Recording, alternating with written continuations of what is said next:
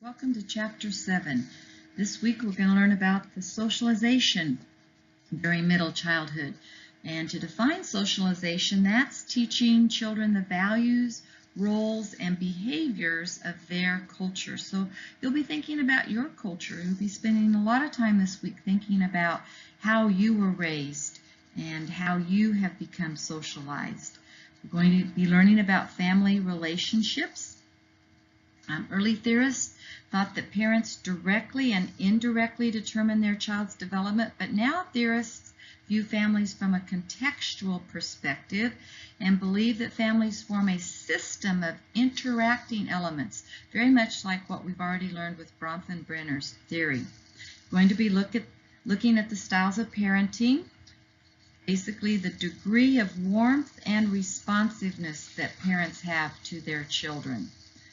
The amount of control that parents exert over their children. I once heard a saying that said, "It is our job of parents to get our children out of our lives." And when I heard that, I thought, that's not why I had children. I had children to be a part of their lives and to have them be a part of mine. But it does make sense. We should raise our children in a way that they can be successfully independent. So you don't want to give them too much control or too much freedom. You want a good balance.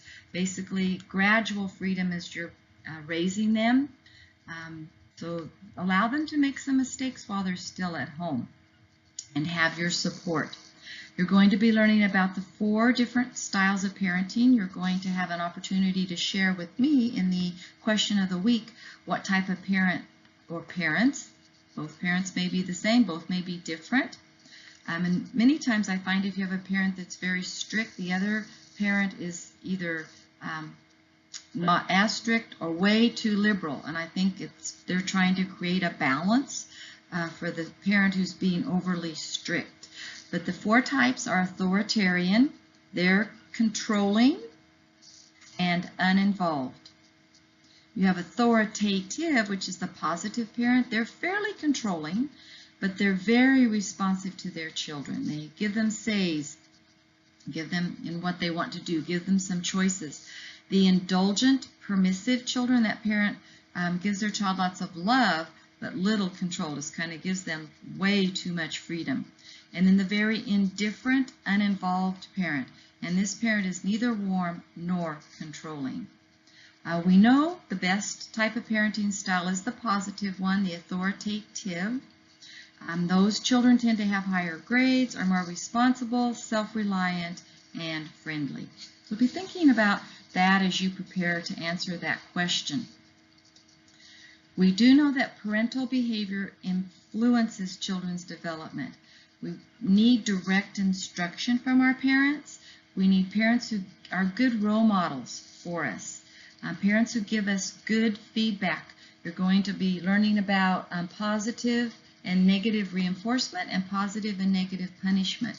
A behavior that's reinforced, whether it be positive or negative, increases the likelihood that that behavior is going to continue, where punishment will discourage the recurrence of that particular behavior.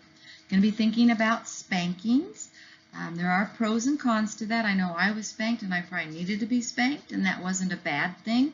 I bet I didn't do what I was spanked for because I did not want because I did not want to get another spanking. So in my case, I would say spanking was a positive thing, but many times spanking turns into abuse, and there is such a fine line there.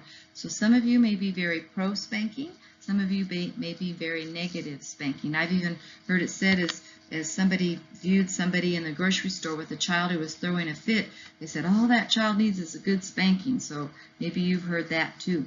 Timeout is another way to help discipline a child that would maybe be more effective than spanking because you don't run the risk of abuse. There are many influences in the marital system. Children do not need to be around conflict between parents. Although if you have parents who just one day announce that they're going to become divorced and the child has not seen any conflict between the parent, that may not be good because it's going to be too much of a surprise. But a lot of fighting, children do not need to be around that. So you need to be careful. We don't want children to witness particularly abuse between their parents. I've had a lot of students who have shared that they had to save particularly their mother from the abuse of their father, and that's very hard on children. We will be thinking about how work can cause stress and cause parents to become stressed between themselves or just in the way they even treat their children just because of the conflicts they have had at work. The age of the child, the temperament of the child, the goodness of fit between the parent and child are all factors. Siblings.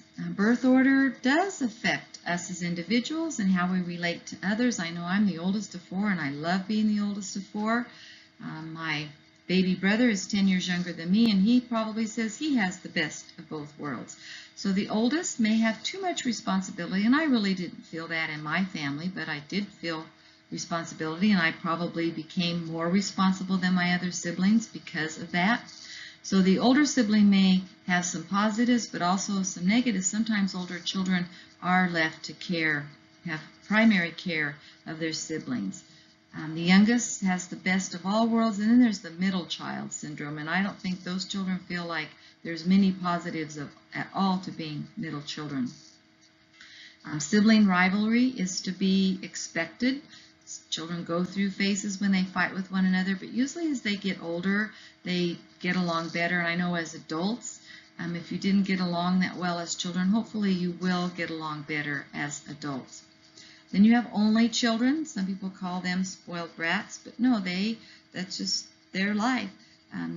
They are said to have higher levels of intelligence, leadership, autonomy, and maturity, probably because the parent had time to just focus on that child.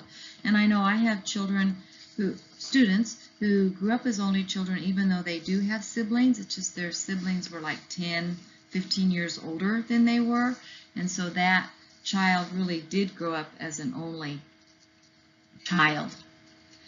Divorce, I have come to believe, is hardest on the children. It changes is a good thing if there's been abuse. For example, it's better to get the child out of that situation, so divorce can be a good thing in that situation, but that child's life changes forever.